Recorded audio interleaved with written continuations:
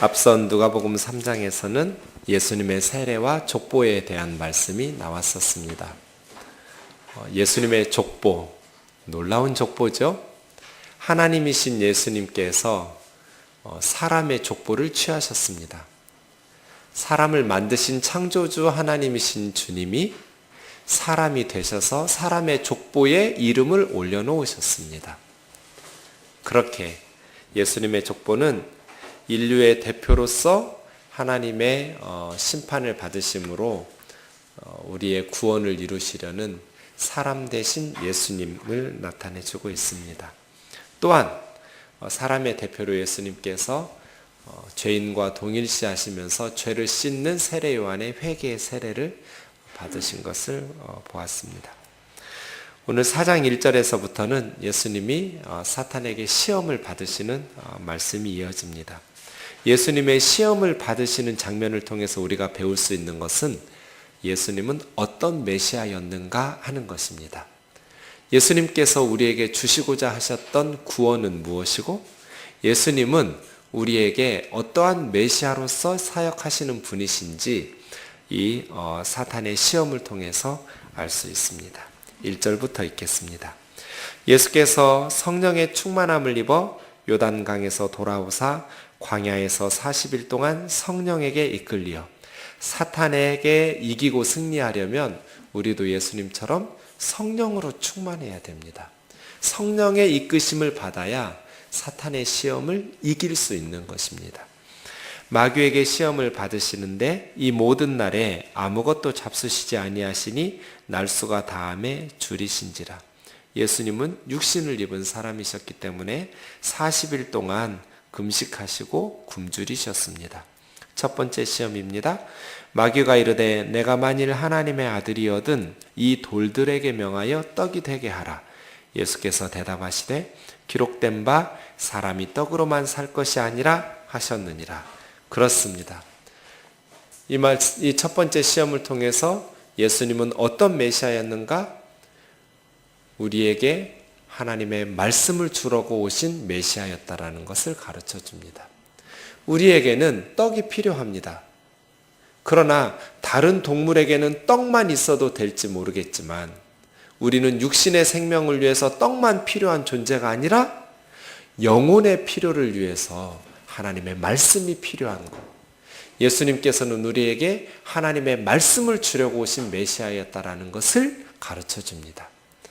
그래서 요한복음 6장 63절에서는 살리는 것은 영이니 육은 무익하니라고 말씀하시면서 내가 너희에게 가르쳐준 말이 곧 영이요 생명이라고 말씀하셨습니다. 그렇습니다. 예수님이 우리에게 주시고 싶으셨던 것은 하나님의 말씀이었습니다. 예수님은 하나님의 말씀을 주려고 오신 메시아였던 것입니다. 그렇습니다. 예수님께서 우리에게 하나님의 말씀을 먹이시는 메시아라는 것. 우리 영혼에 육도 필요하지만 떡만이 아니라 영의 양식인 하나님의 말씀이 필요하다라는 것을 항상 기억해야 됩니다. 5절입니다. 마귀가 또 이끌고 올라가서 순식간에 천하만국을 보이며 이르되 이 모든 권위와 그 영광을 내가 내게 주리라.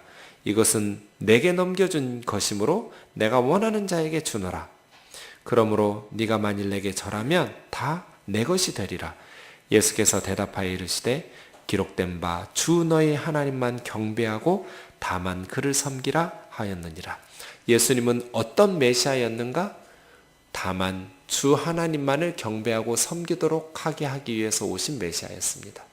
예수님은 우리에게 하나님만을 경배하도록 만들어 주시기 위해서 오시는 분이십니다.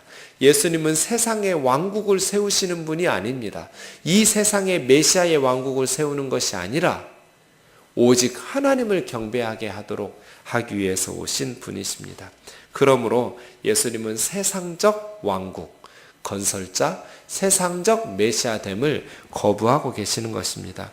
예수님께서 오신 것은 하나님과의 관계 회복, 하나님을 섬기도록 만드는, 우리를 오직 하나님만 경배하고 섬기도록 하기 위해서 오신 분이십니다.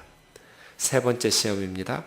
또 이끌고 예루살렘으로 가서 성전 꼭대기에 세우고 이르되 네가 만일 하나님의 아들이거든 여기서 뛰어내리라 기록되었으되 하나님이 너를 위하여 그 사자들을 명하사 너를 지키게 하시리라 하였고 또한 그들이 손으로 너를 받들어 내 발이 돌에 부딪히지 않게 하리라 하셨느니라. 예수께서 대답하여 이르시되 주 너희 하나님을 시험하지 말라 하였느니라. 마귀가 모든 시험을 다한 후에 얼마 동안 떠나가니라. 사탄이 하나님의 말씀을 인용하고 있습니다. 시편 91편 11절 12절을 인용하는데 문맥을 고려하지 않고 또 내 모든 길에서 하나님께서 지키신다는 이 문맥은 9절에 하나님을 피난처로 삼고 지존자를 거처로 삼는다는 조건이 있습니다. 만일 이렇게 하면 너의 모든 길에 하나님께서 지켜 보호하신다는 말씀인데 자기 마음대로 사탄은 구문들을 빼버리고 앞뒤 문맥의 조건들도 빼버리면서 그 문장 9절만 똑 뽑아내가지고 자기 유리한 대로 악용하고 있는 것을 볼 수 있습니다. 성경에서 전하지도 않은 메시지를 가지고 유혹하고 시험하는 것이죠. 그래서 가장 위험한 것이 이단들이 사용하는 잘못된 성경 해석입니다. 잘못된 성경 해석으로서 천하보다 귀한 영혼들을 지옥으로 끌고 함께 가는 것이죠. 그렇게 사탄이 성경을 인용하는데 문맥을 무시하고 또 있는 구절들은 빼버리고 자기 마음대로 요리해서 성경을 가지고 예수님에게 들이대었어요. 그때 예수님께서는 주 너희 하나님을 시험하지 말라. 예수님의 말씀을 보면 모두가 다 하나님의 말씀으로 대응했다라는 것을 알 수 있습니다. 하나님의 말씀을 바르게 할 때 우리는 사탄을 이기고 시험에서 승리할 수 있는 것입니다. 예수님은 하나님을 시험하고 자기 스스로를 높은 곳에서 뛰어내리는 위험을 감수하면서 하나님이 나를 사랑하는지 사랑하지 않는지, 하나님의 말씀을 지켜주시는지 지켜주지 않으시는지 그렇게 테스트하시는 분이 아니십니다. 언제나 한결같이 하나님을 신뢰하고 하나님을 의지하고 믿었던 분이십니다. 부주의하게 자신을 위험에 노출시키면서 하나님을 테스트하는 일이 없어야 됩니다. 마귀가 얼마 동안 떠난다고 그랬습니다. 사탄은 한번 패배당했다고 그래서 다시는 찾아오지 않는 것이 아닙니다. 그래서 성도들은 항상 깨어 있어야 됩니다. 젊었을 때 성령으로 충만하게 신앙생활 잘했던 분들이 직장생활하면서 영적인 침체에 빠지고 주님에게서 멀어지고 신앙생활을 포기하는 분들도 있습니다. 젊었을 때 신앙생활을 열심히 승리하면서 사단에게 이겼던 그리스도인들이 또 세월이 흐르면서 영적인 침체에 빠지고 사탄에게 처참한 패배를 당하는 영적 침체에 빠져버린 그리스도인들이 있습니다. 사탄은 한번 패배했다고 해서 물러나는 것이 아닙니다. 얼마 동안 떠나 있다가 예수님을 다시 유혹하고 넘어뜨리기 위해서 찾아오고 그렇게 지속적으로 온다라는 것을 기억하면서 우리도 언제나 예수님처럼 말씀 위에 깨어있고 성령의 충만함으로 주님 앞에 서야 될 것입니다. 이렇게 예수님께서 세례, 족보 그리고 사단의 시험까지 해서 공생의 준비가 완료되었습니다. 예수님의 세례 받으시면서부터 공생애가 시작되었지만 세례와 족보 이야기와 시험 받으신 이야기는 구체적인 사역을 시작하셨다기보다는 구체적인 사역을 시작하시기 전에 일종의 준비라고 한다면 이제 4장 14절에서부터는 구체적인 사역이 시작되고 있습니다. 사역은 세 가지로 나눌 수 있습니다.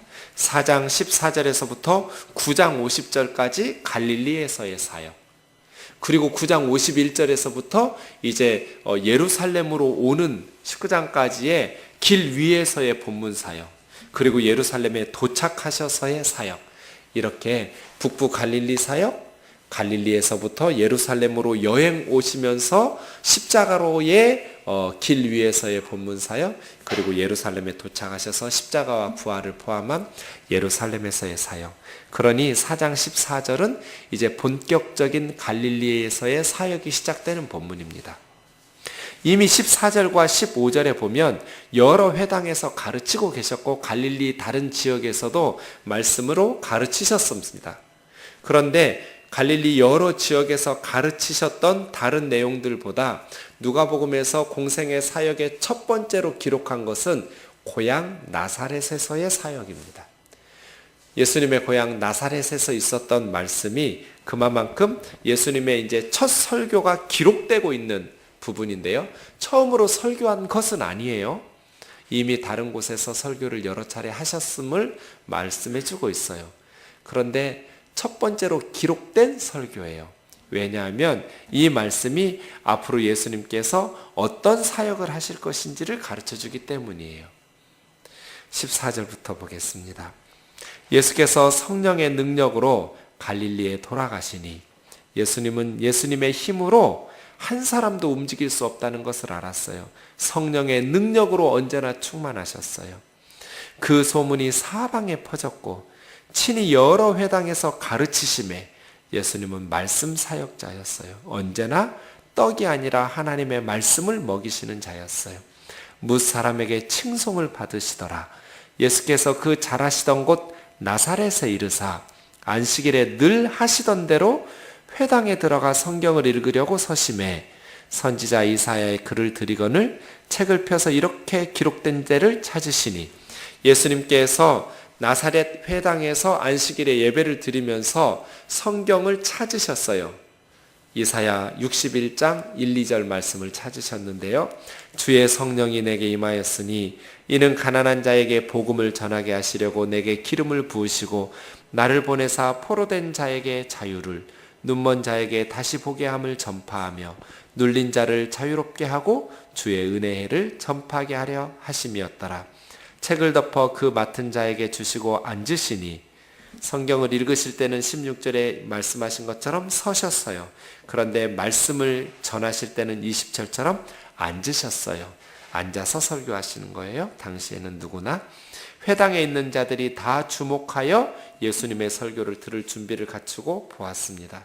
이에 예수께서 그들에게 말씀하시되 이 글이 오늘 너희 귀에 응하였느니라 하시니 바로 이사야 61장 1, 2절에서 예언했던 주님의 성령이 내게 임하셨으니 이는 가난한 자에게 복음을 전하게 하시려고 내게 기름을 부으시고 나를 보내사 포로된 자에게 자유를 눈먼 자에게 다시 보게 함을 전파하며 눌린 자를 자유롭게 하고 주님의 은혜를 전파하게 하심이니라 하셨던 이 말씀이 오늘 너희 귀에서 성취되었다.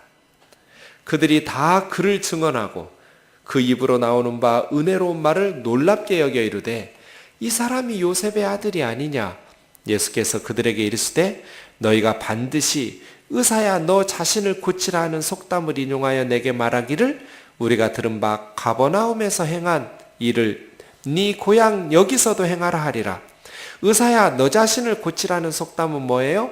의사야 너부터 고쳐보거라. 고향 나사렛 사람들이 가버나움에서 했던 그 기적들을 고향 나사렛에서부터 의사가 자기 몸부터 고치도록 하는 속담처럼 고향에서부터 기적을 베풀어서 병자를 고치고 귀신을 축사하는 그런 기적을 베풀이라고 말하라는 거예요. 24절이요. 또 이르시되 내가 진실로 너희에게 이르노니 선지자가 고향에서는 환영을 받은 자가 없느니라.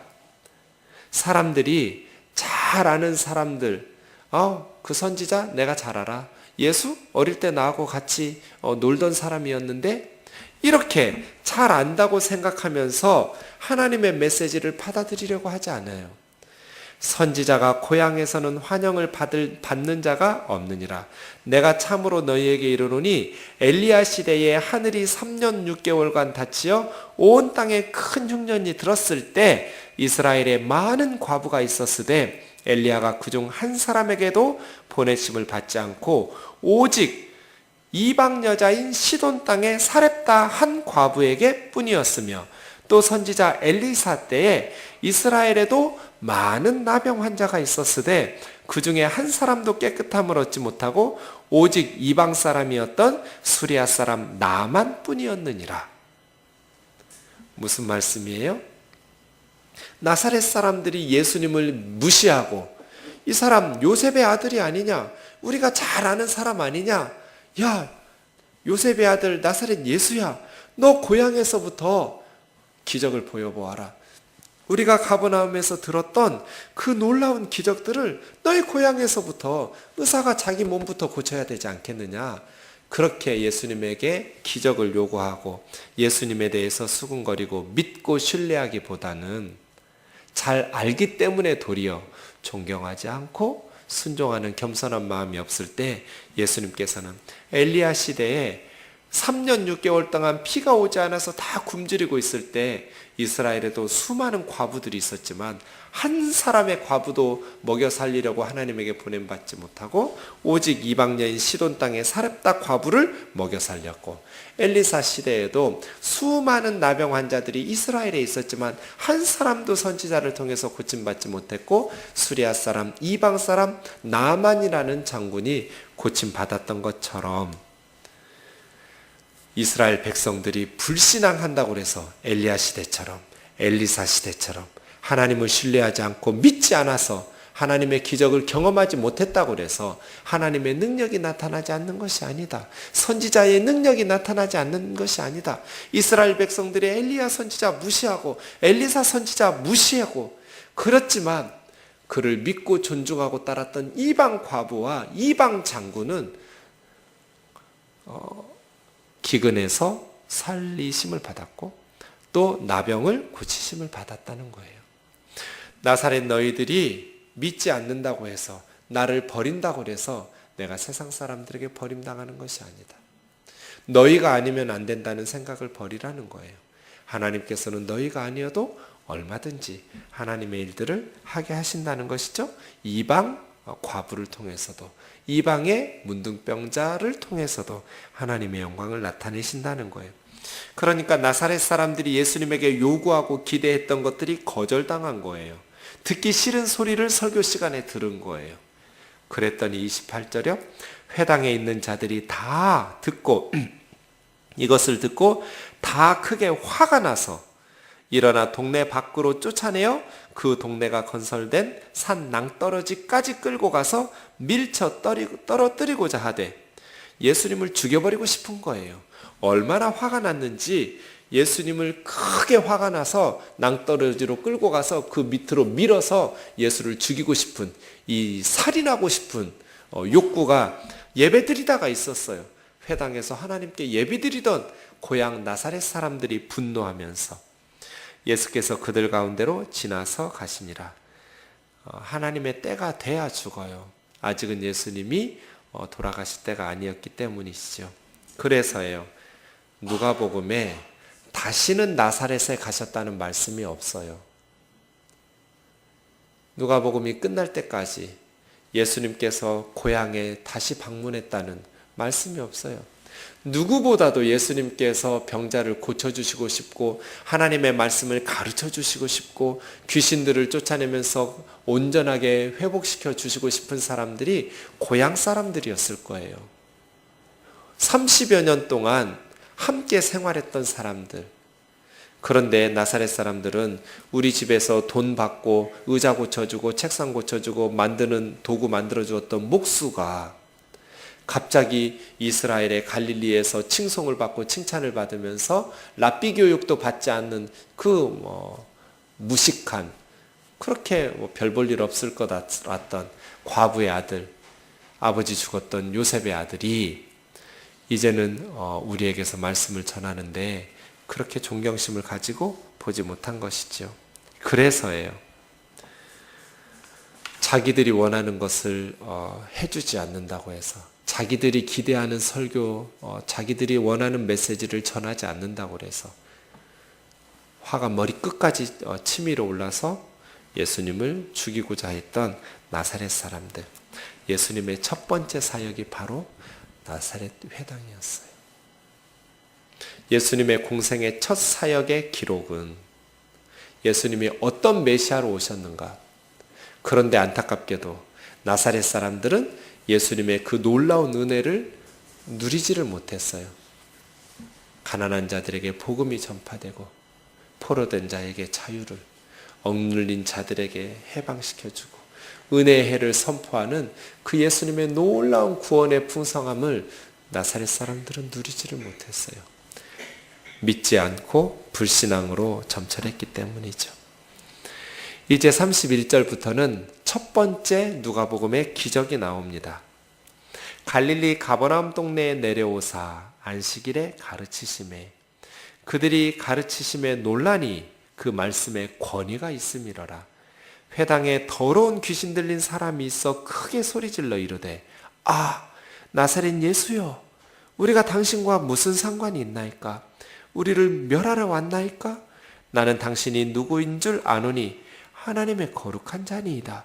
예수께서 꾸짖어 이르시되 잠잠하고 그 사람에게서 나오라 하시니 귀신이 그 사람을 무리 중에 넘어뜨리고 나오되 그 사람은 상하지 아니한지라.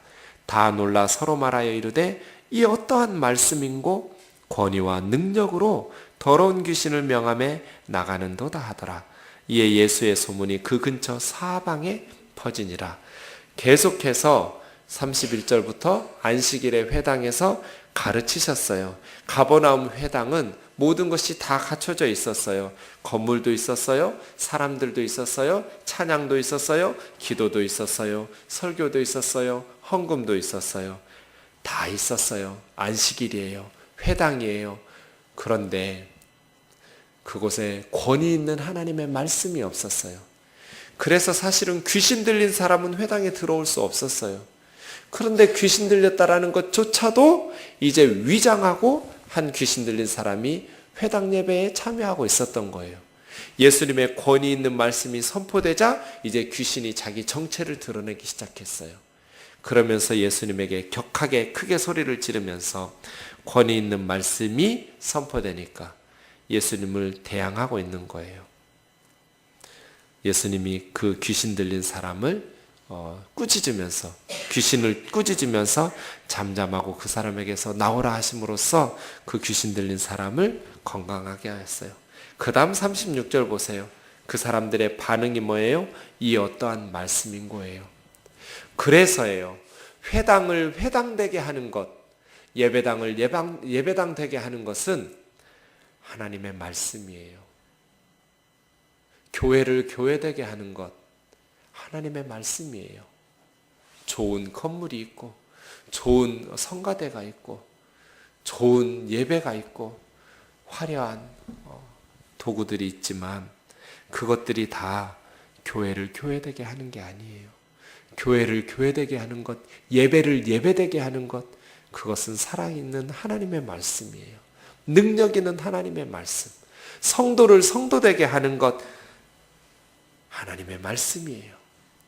그래서 우리 뜨인돌교회가 늘 하나님 앞에서 하나님의 말씀이 살아있는 말씀이 선포되는가, 그 말씀의 은혜를 사모하고 그 말씀의 은혜를 위해서 기도해야 돼요. 가버나움 회당 안식일에 모든 것이 다 갖춰져 있는 것 같았지만 사탄의 위장한 사탄이 그곳에 함께 있었고 아무런 능력도 역사도 나타나 있지 않은 것 말이에요. 비록 우리가 지하에 있는 작은 교회이지만 예수님의 살아계신 말씀이 있는 교회가 되기를 원합니다. 능력 있는 말씀이 권위와 능력으로 선포될 때 죽은 영혼이 살아나고 살아계신 하나님의 능력의 역사를 힘입어서 성도들이 이 세상을 승리하면서 열매 맺으며 살아갈 수 있게 되는 것입니다. 하나님의 말씀이 없어요. 교회가 역사도 있고 전통도 있고 다 있는데 말씀이 없어요. 그러면 무능하게 돼요. 아무런 열매를 맺을 수가 없게 돼요. 성도들 마찬가지죠. 다른 것들이 다 갖춰져 있는 것 같지만 직분도 있고 물질도 있고 사회적 지위도 있지만 하나님의 말씀이 그 속에 없어요. 그러니 영적인 힘이 없어요. 겉으로는 폼나는데 그 삶은 허당이에요. 능력이 없어요. 하지만 비록 세상적인 것은 부족하다 할지라도 하나님의 말씀이 들어가면 사람이 변화되기 시작하고 삶이 변화되기 시작해요. 위선적인 것, 껍질들이 다 거품들이 빠져나가고 이제는 하나님의 사람으로 빚어져요. 하나님의 말씀이 저와 여러분을 진정한 예수님의 제자로 빚어질 수 있음을 보기를 원합니다. 누가복음 보면 안식일의 치유의 기사가 5가지가 나와요. 오늘 본문이 첫 번째예요.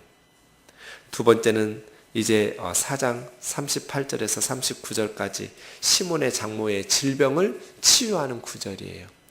그 다음 세 번째는 6장 6절에서 11절에 안식일에 손 마른 사람을 치유하고, 네 번째는 13장 10절에서 17절에 18년 동안 귀신 들려 앓으면서 꼬부라진 여인을 치유하고, 다섯 번째는 14장 1절에서 6절에 수종병 든 사람을 바리새인의 두령의 집에서 고쳐요. 안식일에 예수님께서는 병자를 고치셔요. 이것이 이제 문제가 돼요. 안식일에 질병을 고쳐서 안식일에 일하지 말라는 하나님의 십계명을 어겼다라는 정죄의 이유가 되죠. 그래서요 38절 두 번째 안식일 지우기사입니다. 예수께서 일어나 회당에 나가사 시몬의 집에 들어가시니 시몬의 장모가, 그래서 고린도 전서 9장 5절처럼 베드로는 결혼해서 아내가 있었어요. 시몬의 장모가 중한 열병을 앓고 있는지라. 아주 깊은 열병이었어요. 사람들이 그를 위하여 예수께 구하니 예수께서 가까이 서서 열병을 꾸짖으신데 병이 떠나고 여자가 곧 일어나 그들에게 수종드니라. 그렇습니다. 치유의 목적은 수종드는 거예요. 고침받는 것 자체가 아니라 고침받은 후에 주님을 섬기고 수종드는 삶으로의 변화가 온전한 변화겠죠. 해질 무렵에 이제 해가 졌기 때문에 안식일이 끝났어요. 38절에 안식일에 회당에서 나왔어요. 그런데 안식일은 해 지면 이제 안식일이 끝나는 거예요. 사람들이 온갖 병자들을 데리고 나왔어요. 그런데 놀라운 단어가 있어요. 안식일 하루 동안 예수님이 참 피곤하셨을 텐데 일일이 그 위에 손을 얹으셔서 고치셨어요. 예수님의 사역은 한 사람 한 사람 일일이에요. 뭉뚱그려서 그냥 이렇게 쓰러뜨린 게 아니에요. 한 사람 한 사람 안수하시면서 손을 얹으시고 고쳐주셨어요. 그리스도인의 사역은 한 사람 한 사람을 주목하는 거예요. 그냥 대중을 놓고 그렇게 쓰러뜨리고 고치는 사역이 아니에요. 한 사람 한 사람이에요. 우리 뜨인돌교회가 한 사람 한 사람을 그리스도 안에서 완전한 자로 세워가야 돼요. 일일이어야 돼요. 다 뭉뚱그려서 그룹 지어가지고 사역하면 안 돼요. 한 사람 한 사람 맞춤형 사역이 이루어져야 돼요. 말씀으로만 고치실 수 있지만 예수님께서는 한 사람 한 사람 안수하면서 고치셨어요. 주님께서 저와 여러분도 한 사람 한 사람 1대1로 아셔요. 1대1로 돌보시고 인도하셔요. 한 사람 한 사람 이끄셔요. 여러 사람에게서 귀신들이 나가며 소리질러 이르되 당신은 하나님의 아들이니이다. 예수께서 꾸짖으사 그들이 말함을 허락지 아니하시니. 귀신하고 협상하는 게 아니에요. 귀신은 꾸짖어서 쫓아내는 것이죠. 사람들이 볼 때 귀신하고 예수님하고 같은 동역하고 있는 것처럼 착각하도록 하면 안 되는 거예요. 이는 자기를 그리스도인 줄 알미러라. 날이 밝음에 그 다음날 새벽이 되었어요. 예수께서 나오사 한적한 곳에 가시니 무리가 찾다가 만나서 자기들에게서 떠나지 못하게 만류하려 하매 예수님을 독점하고 싶었어요. 예수님이 계시면 질병을, 이 가버나움 사람들의 욕심 말이에요. 질병이 들어도 걱정이 없어요. 예수님이 자기들 곁에 있으면 귀신이 들어도 걱정이 없어요. 그러니 예수님이 떠나지 못하도록 만류하려고. 예수님은 그런데 내가 다른 동네에서도 하나님 나라의 복음을 전하여야 하리니 이는 나는 이를 위해서 보내심을 받았느라 하시고 갈릴리 여러 회당에서 전도하시니라 해요. 예수님을 독점하려고 하면 부패하게 돼 있어요. 예수님은 함께 나누어야 돼요. 은혜는 나눌 때 커져요. 계속 은혜를 나만 간직하고 나만 소유하려고 하면 비만이 생겨요. 이 은혜를 흘려보내야 돼요. 하나님의 복이 우리를 통해서 흘러가야 돼요. 예수님은 우리가 붙들고 있으면 가버나움이 가장 큰 복된 동네인 것 같지만 그렇지 않아요. 영적으로도 살고 싶으면 먹지만 말고 운동을 해야 돼요. 은혜를, 이 사랑을 흘려보내는 저와 여러분 되기를 주의 이름으로 축원합니다. 예수님이 새벽 미명에 일어나서 기도하시고 성령 충만함으로 사역하시면서 사람들의 요구에 의해서 움직이시기보다는 예수님의 본질적 사명, 하나님 나라의 복음을 다른 동네에 가서도 전해야 된다. 내가 이 일을 위해서 보내심을 받았다. 사명에 의해서 움직이는 사람들 말이에요. 우리가 무엇을 위해서 보내심을 받았는지, 우리가 예수님처럼 나사렛 회당에 가서 성경을 주시면 어느 부분을 찾을 수 있는지, 그 부분을 찾아 읽고 나서 내가 이 일을 위해서 왔다고 말할 수 있는 구절은 무엇인지. 제가 지난 주일 오후에 한 자매를 만났어요. 그래서 저녁 식사를 하면서 너 비전이 뭐냐고 물었어요. 너는 왜 사니? 그랬더니 이사야 9절을 딱 펼치더라고요. 목사님, 저는 성경을 읽다가 그 9절을 읽을 때 그 9절이 내가 살아야 될 말씀이라는 것을 깨달았어요. 여러분에게 성경을 주면서 하잔이라고 해요. 회당에서 성경을 가지고 주었다 받는 사람들, 관리하는 사람들, 회당의 성경 관리자, 하잔. 예수님에게 두루마리를 주었어요. 예수님이 찾으셨어요. 그리고 이사야 61장 1절부터 읽기 시작했어요. 그리고 이것이 나에 대해서 기록된 것이고 이것이 오늘날 너희 귀에서 성취되었다라고 말씀하셨어요.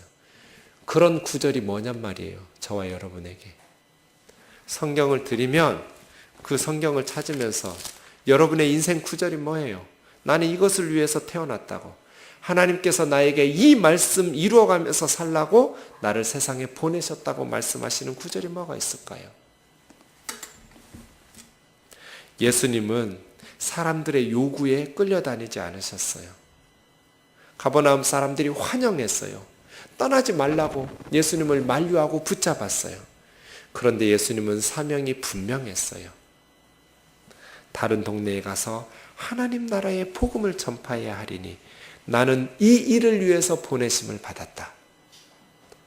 예수님은 그 사명과 비전, 하나님이 그 일을 위해서 보내심을 받은 그 사역을 감당하기 위해서 십자가를 향해서 뚜벅뚜벅 그 전까지는 모든 동네에 다니면서 하나님 나라의 복음을 전파하시는 것이죠. 나사렛 선언에서 말씀하신 것처럼 가난한 자들에게 복음을 전파하시고 포로된 자에게 자유를, 눈먼 자에게 다시 보게 함을, 억눌린 자들에게 자유롭게 함을, 하나님의 희년, 은혜의 해를 선포하게 하는, 희년이 되면 세 가지가 회복돼요. 땅을 원주인에게 돌려줘요. 빚이 탕감받아요. 종살이 하던 사람들이 해방되어요. 이 모든 게 다 자유와 해방과 관련되어 있어요. 예수님께서 우리에게 오셔서 이 엄청난 자유, 이 엄청난 구원의 복을 주셨어요. 죄와 사망의 영적인 노예였던 우리들에게, 죄와 사망에 억눌려 살고 있었던 우리들에게, 영적인 맹인이었던 눈먼 자였던 우리들에게, 종살이하던 죄와 사망의 종들이었던 우리들에게 진정한 자유와 진정한 밝음과 진정한 해방을 주시려고 주님이 오셨어요.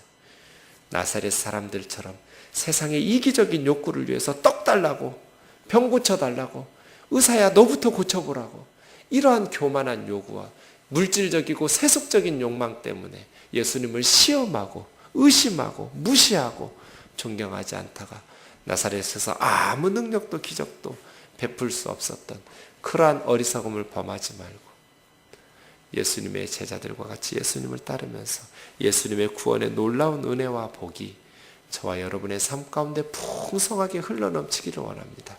우리 눈을 열어 예수 그리스도를 볼 수 있기를, 우리 마음의 눈을 열어 예수 그리스도의 복음을 볼 수 있기를, 그래서 그 예수 그리스도의 구원의 은총 안에서, 복음의 능력 안에서 우리의 삶이 부유해지기를, 우리의 영적인 삶이 풍요로워지기를 주님의 이름으로 축원합니다. 우리 찬양하고 기도합시다. 하늘에 나는 새도 주성길 돌보시네.